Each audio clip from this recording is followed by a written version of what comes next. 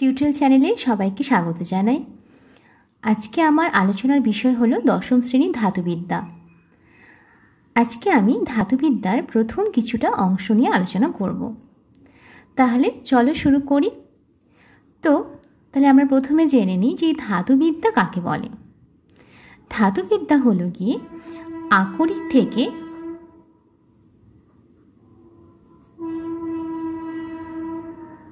আকরিক থেকে খুব সহজ পদ্ধতিতে সহজ এবং স্বল্প খরচে কি বের করব? ধাতু নিষ্কাশন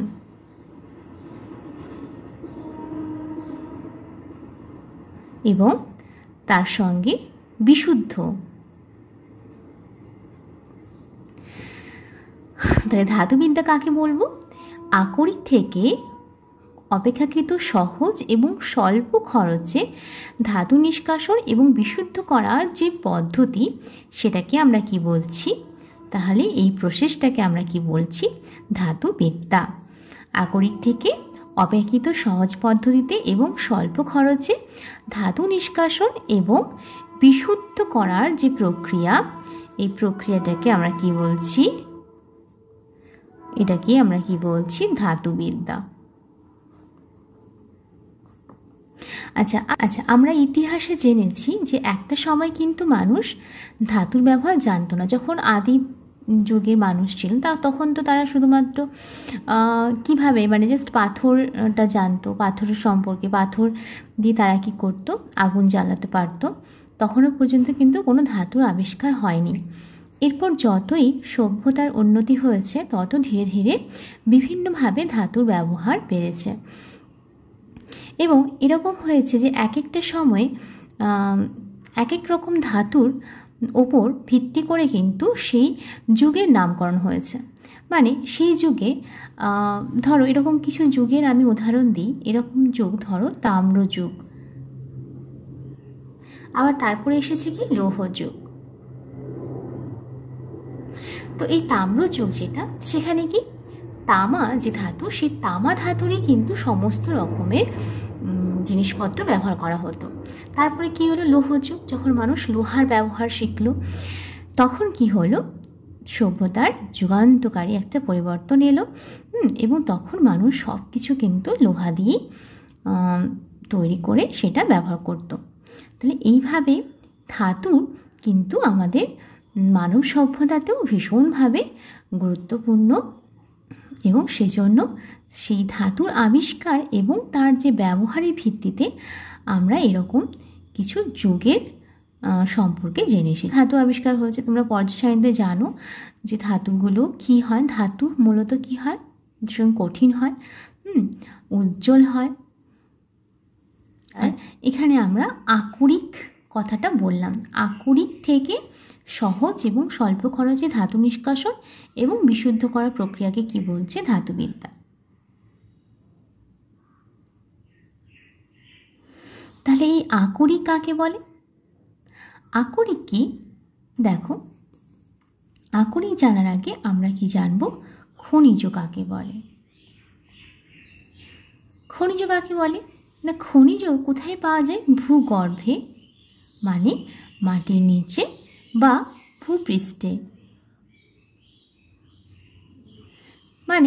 মাটির সংলগ্ন যে জায়গা, সেই জায়গা ভূগর্ভে বা ভূপৃষ্ঠে পাথরের মতো কঠিন অবস্থায় প্রাপ্ত বিভিন্ন যে অজৈব পদার্থ,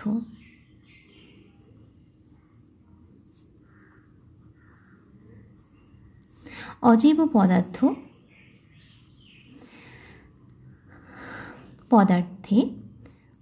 পদার্থে কি থাকতে পারে? ধাতু কখনো কি অবস্থায় থাকে? মুক্ত অবস্থায়, আবার কখনো যৌগরূপে।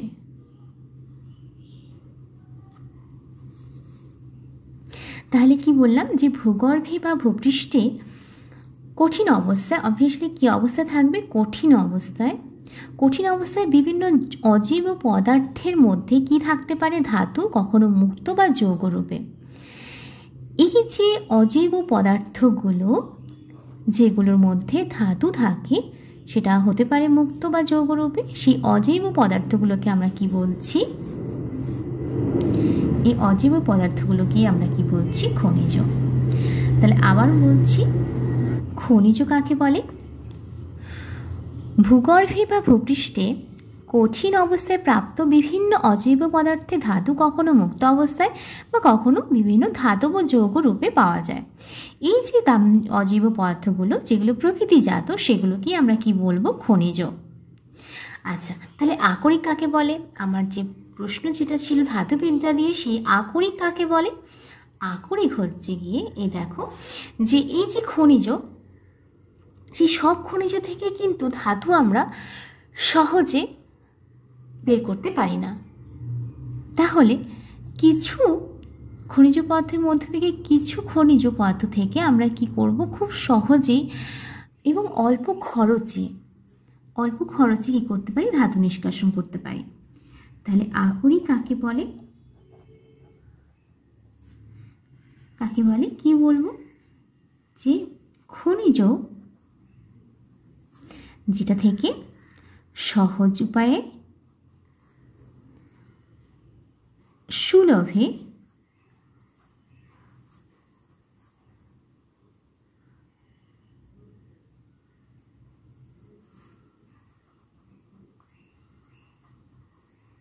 উচ্চমানের ধাতু নিষ্কাশন করা যায়, সেই যে খনিজগুলো সেটাকে আমরা কি বলছি?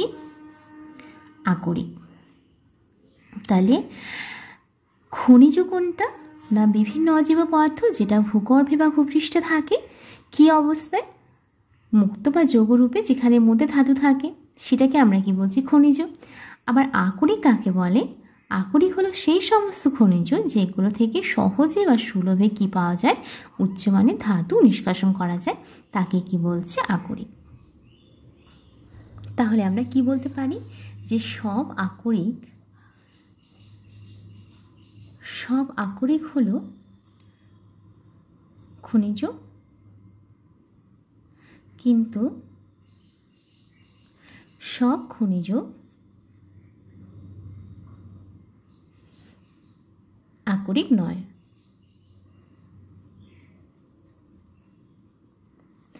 দশম শ্রেণীর এই ধাতুবিদ্যার অধ্যায়ে মোট 4টি ধাতু সম্পর্কে আলোচনা করা হয়েছে। প্রথমে কি?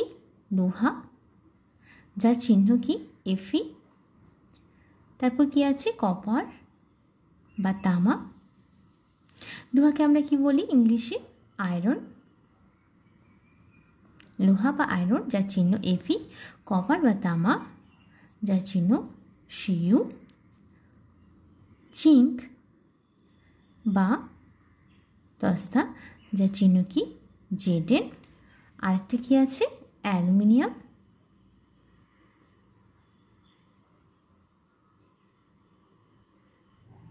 যার চিহ্ন কি? Al। প্রথমে আমরা এই ধাতুগুলোর আকরিক সম্পর্কে জেনে নেব। আকরিক তো প্রথমে কি আছে? লোহা।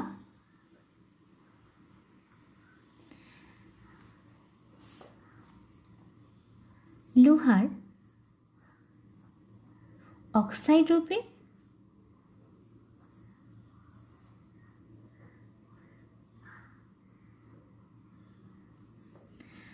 কি কি হতে পারে আকরিক? একটা হচ্ছে গিয়ে রেড হিমাটাইট, যার সংকেত কি? Fe2O3। আর একটা কি হতে পারে? তা 1 নম্বর। 2 নম্বর কি হবে? ম্যাগনেটাইট, যার সংকেত কি? Fe3O4। এগুলো হচ্ছে গিয়ে লোহার অক্সাইড রূপে যে আকরিকগুলো পাওয়া যায়। তা রেড হিমাটাইট আর একটা ম্যাগনেটাইট। রেড হিমাটাইটের সংকেত কি? Fe2O3 আর ম্যাগনেটাইটের সংকেত Fe3O4।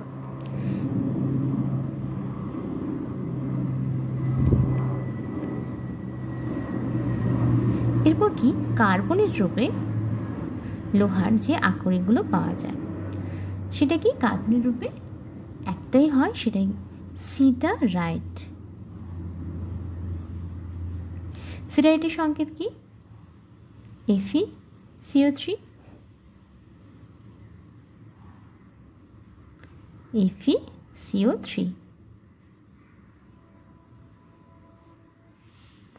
সিডারাইট, তাহলে লোহার কার্বনের রূপে যে আকরিকটি পাওয়া যায় তার নাম হলো কি সিডারাইট, যার সংকেত কি FeCO3। তাহলে আমরা লোহার আকরিকগুলো সম্পর্কে জানলাম।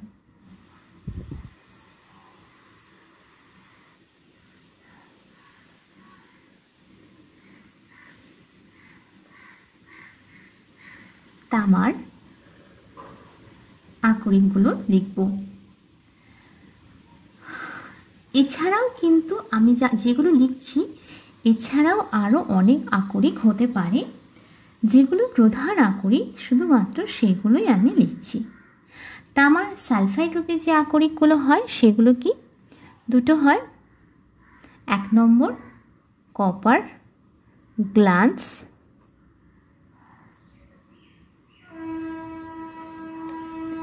কপার গ্লান্স বা গ্ল্যান্স, বা এর আরেকটা নাম কি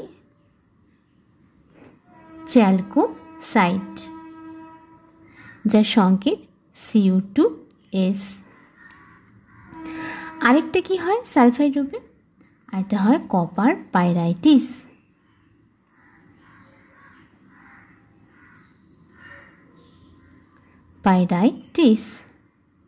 যার সংকেত কি Cu2S, তার সঙ্গে কি থাকবে Fe2S3। এটা হচ্ছে কপার পাইরাইটিসের সংকেত।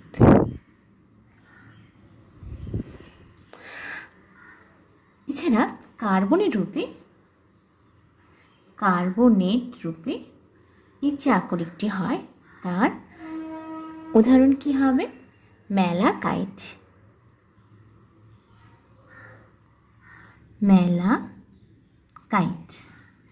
যার সংকেত কি CuCO3, তার সঙ্গে CuOH2, CuCO3CuOH2। তাহলে আমরা লোহা আর তামার আকরিকগুলো জানলাম। কি কি? লোহার অক্সাইড রূপে আকরিক হয় ট্রেটিমাটাইট, আরেকটা কি ম্যাগনেটাইট, কার্বনের রূপে হয় কি সিডারাইট, তামার সালফাইড রূপে কি হয় কপার গ্লাস বা চ্যালকোসাইট, আরেকটা কি কপার পাইরাইটিস। এগুলো সবার সংকেতগুলো কিন্তু মনে রাখতে হবে। তামার কি হয় কার্বনের রূপে ম্যালাকাইট, যার সংকেত CuCO3CuOH2।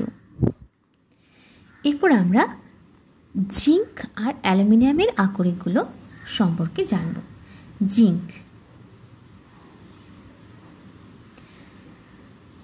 জিঙ্কের অক্সাইড রূপে যে আকরিক পাওয়া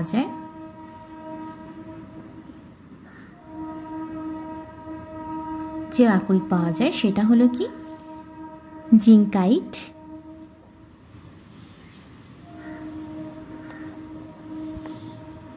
যার সংকেত কি ZnO। আর সালফাইড রূপে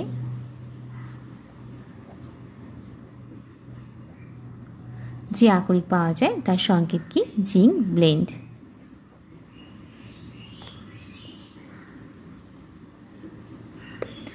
যার সংকেত ZnS।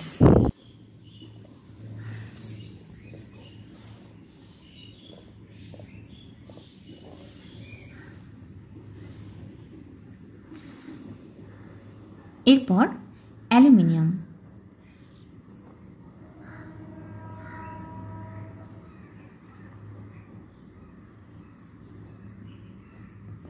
অ্যালুমিনিয়ামের অক্সাইড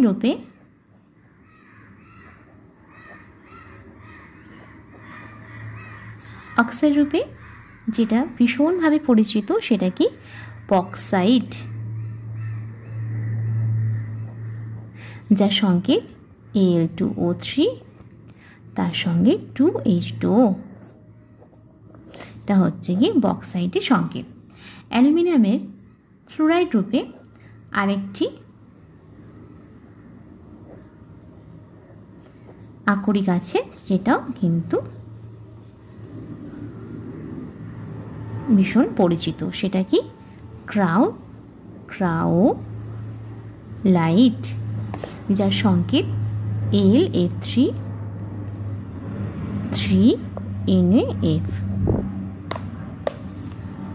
তাহলে আমরা প্রথমে কি করলাম, সব ধাতুগুলো, যে ধাতুগুলো আমাদের এই অধ্যায়ে আছে সেই ধাতুগুলোর আকরিক সম্পর্কে আলোচনা করলাম।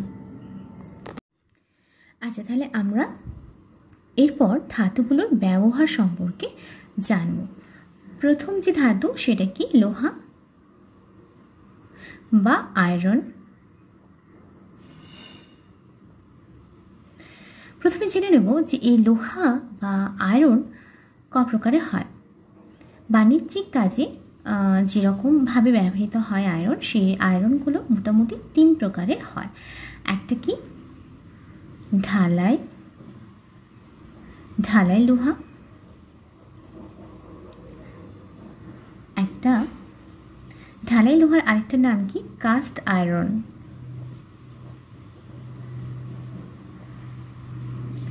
আরেকটা কি পিটা লোহা বা রট আয়রন। আরেকটা কি ইস্পাত বা স্টিল।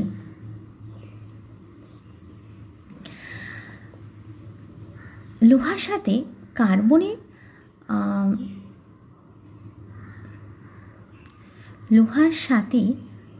মিশ্রিত কার্বনের যে পরিমাণ, লোহার সাথে কার্বনের যে পরিমাণ, তার উপর ভিত্তি করে লোহাকে এই 3 ভাগে ভাগ করা হয়। তো তার মধ্যে দেখো ঢালাই লোহা বা কাস্ট আয়রনে কার্বন সব থেকে বেশি থাকে, কত, প্রায় 2 থেকে 4%। তারপর পিটা লোহা বা রট আয়রন, সেখানে কার্বন থাকে, কার্বনের শতকরা কার্বন থাকে 0.1 থেকে 0.15%। আর ইস্পাত বা স্টিল, সেখানে কার্বন থাকে, সেটা কত, 0.15 থেকে 1.15%। তাহলে ইস্পাত বা স্টিলের মধ্যে কার্বনের পরিমাণ থাকে 0.15 থেকে 1.5%। পিটা লোহা বা রট আয়রন থাকে 0.1 থেকে 0.15%। তাহলে যদি দেখি, তাহলে সব থেকে কম কার্বন থাকছে পিটা লোহা বা রট আয়রনে। জানলাম লোহা বা আয়রন 3 প্রকার। কি কি? ঢালাই লোহা বা কাস্ট আয়রন, যার মধ্যে কার্বন থাকে 2 থেকে 4%। পিটা লোহা বা রট আয়রন, যার মধ্যে কার্বন থাকে 0.1 থেকে 0.15%। ইস্পাত বা স্টিল, যার মধ্যে কার্বন থাকে 0.15 থেকে 1.5%। এখন এই লোহার ব্যবহার আমরা জেনে নেব। লোহা ব্যবহার হয় না এরকম খুব কম জিনিসই আছে। লোহার ব্যবহার প্রচুর, ব্যাপক। তো তার মধ্যে আমরা জেনে নিই যে এই 3 প্রকারের লোহা কোথায় কোথায় ব্যবহৃত হয়। ফার্স্টে জেনে ঢালাই লোহা বা কাস্ট আয়রন, সেটা কোথায় কোথায় ব্যবহার করা হয়। 1 নম্বর, ঢালাই লোহা বা কাস্ট আয়রন, সেটা কোথায়? পাইপ, ম্যানহোল,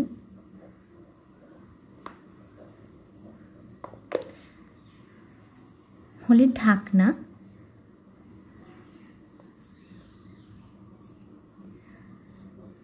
রেলিং, কড়াই,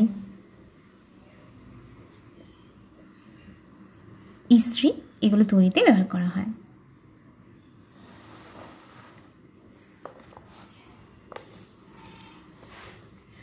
এরপর কি? রট আয়রন।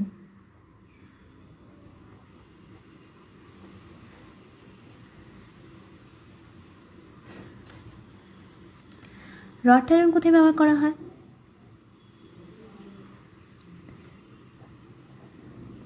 নোঙর, জাহাজের যে নোঙর সেই নোঙর, শিকল,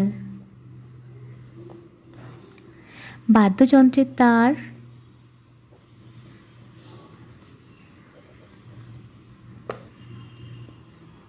তড়িৎ চুম্বকের মজ্জা,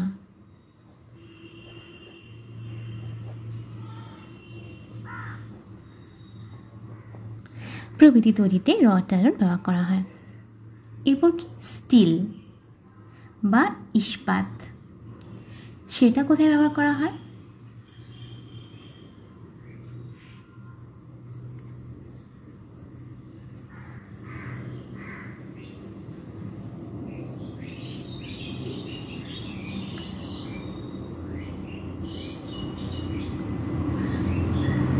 ইস্পাত বা স্টিল।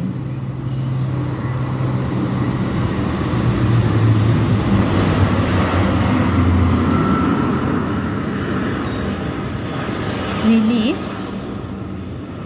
বগি, ইঞ্জিন, চাকা, রেল লাইন,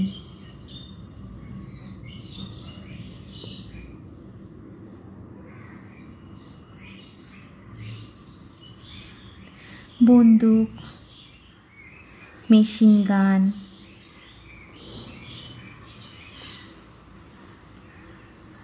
ছুরি, কাঁচি,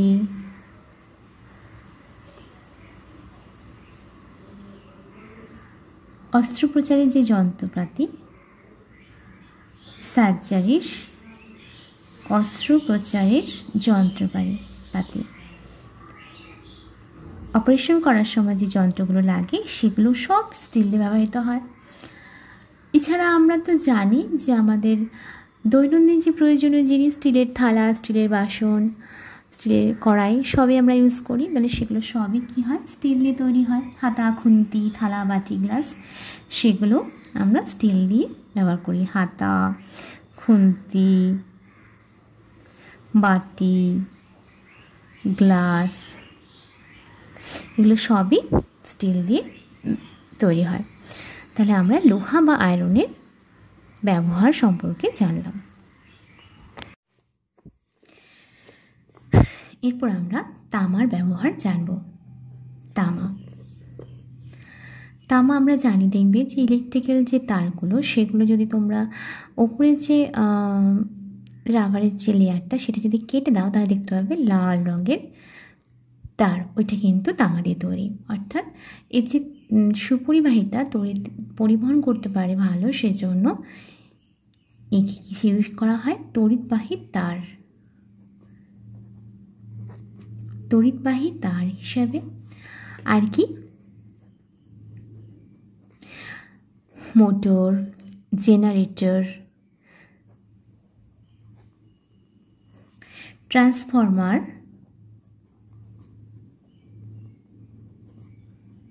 ইত্যাদি নির্মাণে ব্যবহার করা হয়। এছাড়া কি? তাপের এটা তড়িতের সুপরিবাহিতার জন্য তড়িৎবাহী তার, মোটর, জেনারেটর, ট্রান্সফরমার ইত্যাদি তড়িতে ব্যবহার করা হয়। আবার তাপের সুপরিবাহিতার জন্য কি বয়লার, পাইপ এগুলো তৈরিতে ব্যবহার করা হয়। এছাড়া বিভিন্ন যে সংকর ধাতু সেগুলো কি? পিতল, কাঁসা, ব্রোঞ্জ, জার্মান সিলভার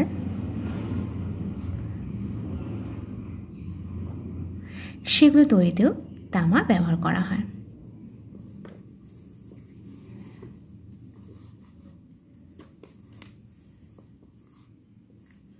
তাহলে তামা আমরা কি জানলাম? তার তড়িতের সুপরিবাহিতার জন্য তড়িৎবাহী তার, মোটর, জেনারেটর, ট্রান্সফরমার ইত্যাদিতে ব্যবহার করা হয়। আবার তাপের সুপরিবাহিতার জন্য বয়লার, পাইপ ইত্যাদি নির্মাণে ব্যবহার করা হয়। এছাড়া বিভিন্ন যে সংকর ধাতু, ধাতু সংকর বা সংকর ধাতু যেমন পিতল, কাঁসা, ব্রোঞ্জ, জার্মান সিলভার এগুলো তৈরিতেও কিন্তু তামা বা কপার ব্যবহার করা হয়। যার চিহ্ন আমরা জানি কি Cu। এরপর কি জিঙ্ক।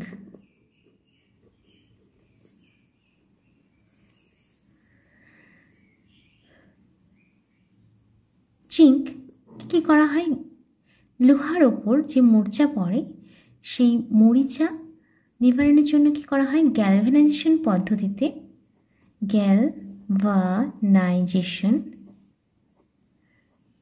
তড়িৎ বিশ্লেষণ চ্যাপ্টারে আছে। গ্যালভানাইজেশন কাকে বলে না, লোহার ওপরে এই জিঙ্কের যে প্রলেপ দেওয়ার যে পদ্ধতি সেটাকে বলছে গ্যালভানাইজেশন। সেটা কেন দেওয়া হয়, লোহার ওপর যে মরচে পড়ে যায় যেটা, সেটাকে রোধ করার জন্য। যদি জিঙ্কের প্রলেপ দেওয়া হয় তাহলে কিন্তু আর মরচে পড়ে না। তাহলে এই পদ্ধতির জন্য কি লাগে, জিঙ্ক লাগে। এছাড়া জিঙ্ক হোয়াইট নামে এক প্রকারের যে সাদা রং, সেটাও তৈরিতে কি হয়, এটা ব্যবহার করা হয়। গ্যালভানাইজেশন পদ্ধতিতে লিখতে হবে। আর কি জিঙ্ক হোয়াইট নামক রং তৈরিতে ব্যবহার করা হয়। এছাড়া বিভিন্ন তড়িৎ কোষ, ইলেকট্রিক যে সেল, সেটা তৈরিতেও জিঙ্ক ব্যবহার করা হয়। এছাড়া এটাও বিভিন্ন রকমের সংকর যে ধাতুগুলো, যেগুলো হচ্ছে কি পিতল, জার্মান সিলভার,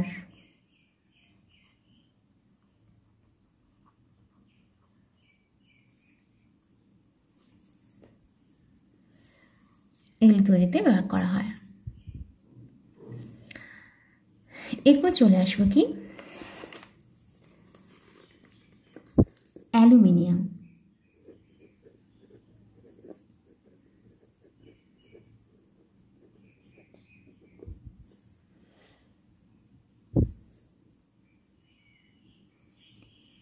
অ্যালুমিনিয়াম আমরা জানি যে অ্যালুমিনিয়াম রান্নার যে বাসনপত্র সেটাতে ব্যবহার করা হয়। রান্নার যে বাসনপত্র সেটা তৈরিতে ব্যবহার করা হয়। এছাড়া দরজা জানালার ফ্রেম,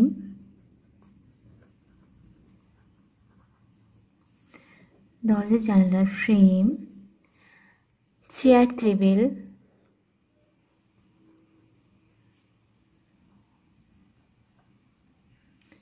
ইত্যাদি তৈরিতে ব্যবহার করা হয়।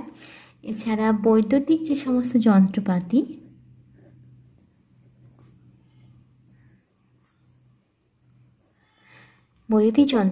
ও বৈদ্যুতিক তারেও কিন্তু এটা ব্যবহার করা হয়, তার নির্মাণেও ব্যবহার করা হয়। এছাড়া এর আরেকটা গুরুত্বপূর্ণ যে ব্যবহার সেটা কি থার্মিট পদ্ধতি, যেটা এই অধ্যায়টি আছে। সেই থার্মিট পদ্ধতিতে তীব্র বিচারক হিসাবে এই অ্যালুমিনিয়াম ব্যবহার করা হয়, বিচারক রূপে ব্যবহার করা হয়। এছাড়া রং ও আতশবাজি যেটা, সেটা তৈরি করতে ব্যবহার করা হয়। এছাড়া বিভিন্ন রকমের সংকর ধাতু, যেগুলোর নাম কি ডুরালুমিন,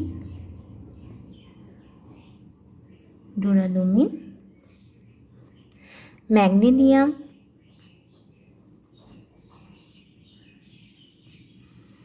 ইত্যাদি সংকর ধাতুগুলো তৈরি করতেও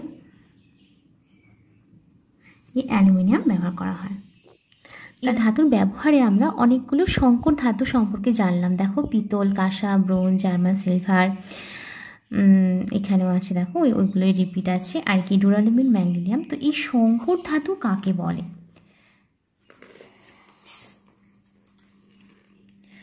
সংকর ধাতু বা ধাতু সংকর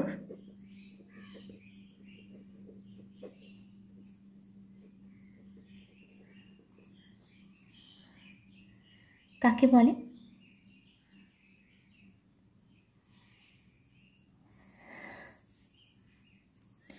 না, যদি দুটো বা তার থেকে বেশি, দুই বা ততোধিক ধাতুর সমসত্ব বা অসমসত্ব হতে পারে। সমত্ব অসমসত্ব যে মিশ্রণে উৎপন্ন যে কঠিন দ্রবণ,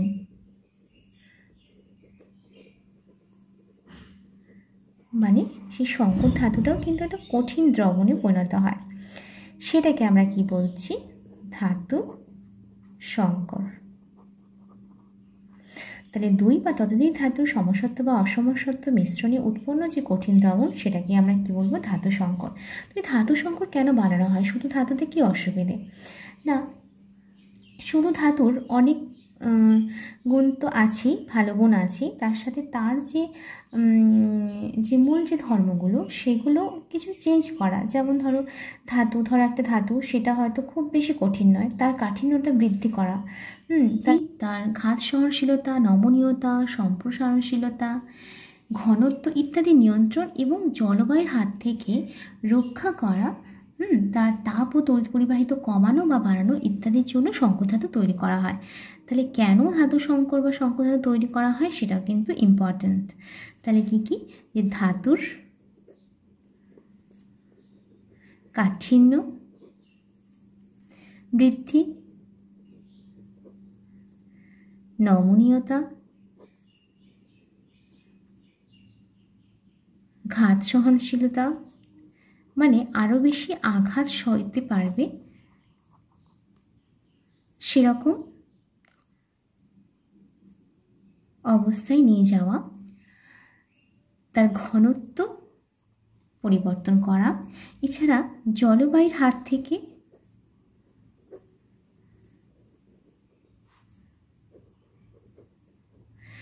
থেকে রক্ষা করা,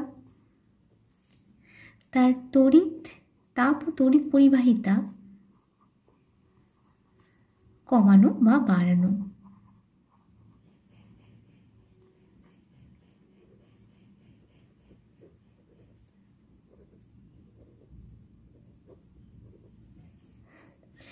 ইত্যাদি কারণের জন্যই কিন্তু ধাতু সংকর তৈরি করা হয়।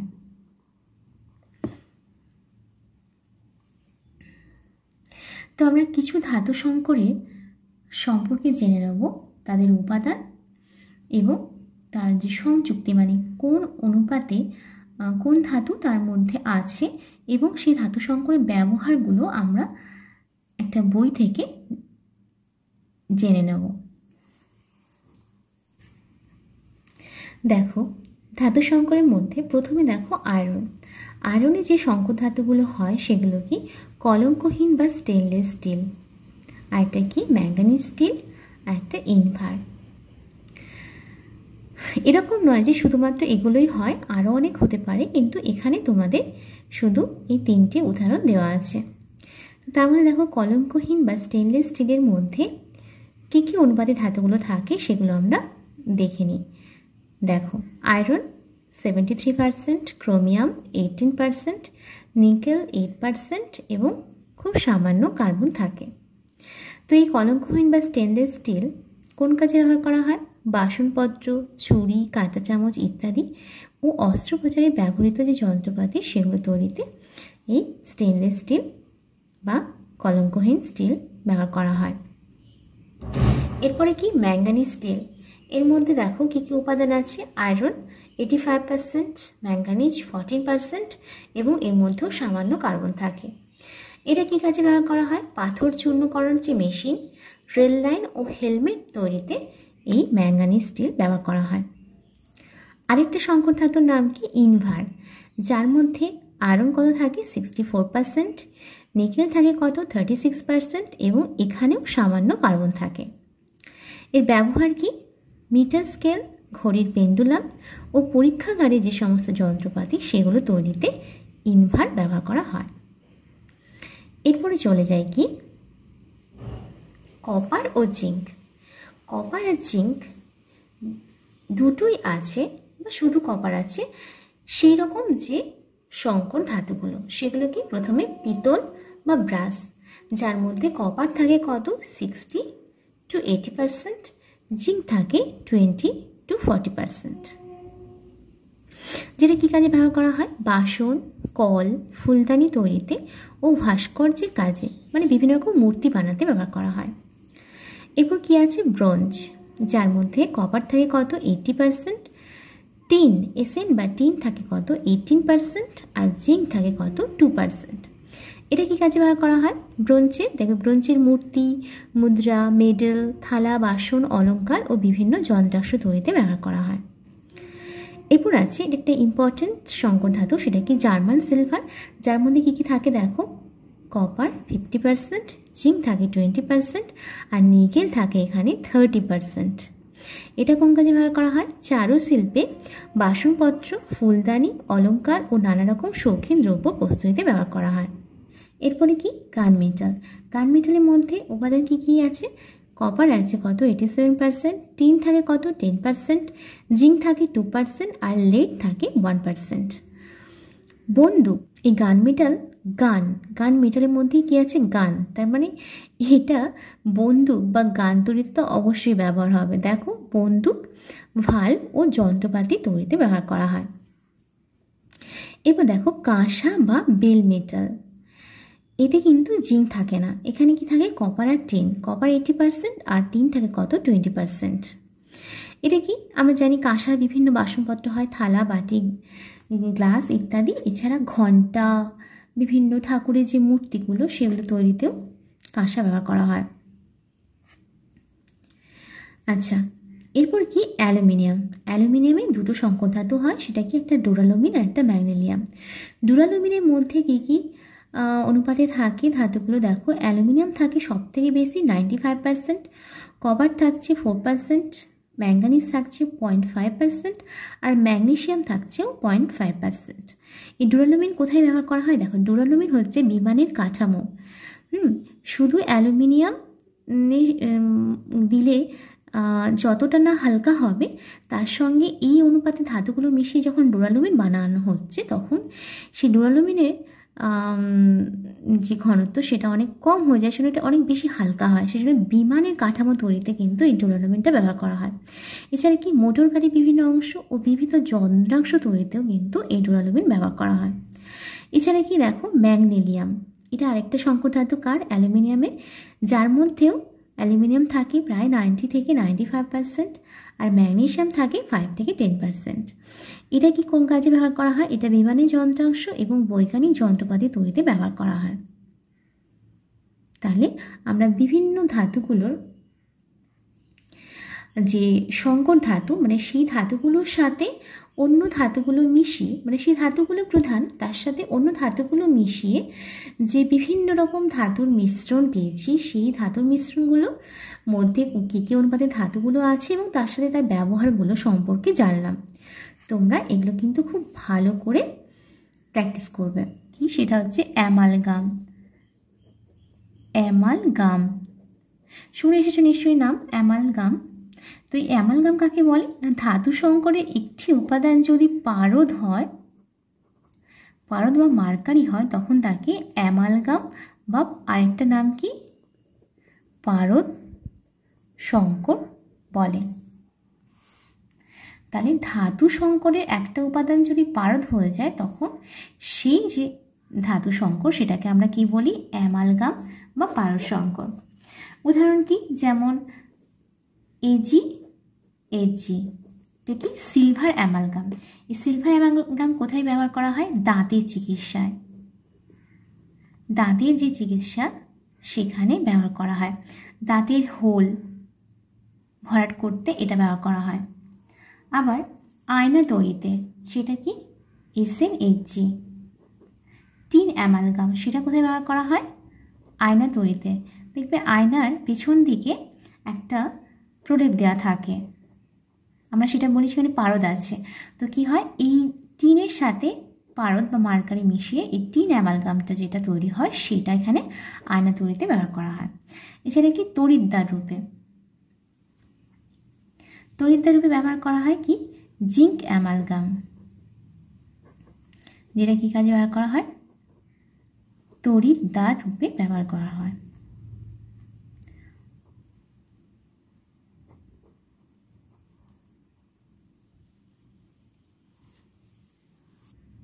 তাহলে আজকে আমরা বিভিন্ন ধাতু, ধাতুগুলো ব্যবহার, তাদের আকরিক এবং তাদের ধাতু সংকর এবং সেই ধাতু সংকরের যে বিভিন্ন উপাদান এবং তার সঙ্গে তাদের ব্যবহার সম্পর্কে জানলাম। তাহলে আজকে এতটুকুই। আমার ক্লাস যদি তোমাদের ভালো লেগে থাকে তাহলে অবশ্যই লাইক, কমেন্ট আর সাবস্ক্রাইব করবে। ধন্যবাদ।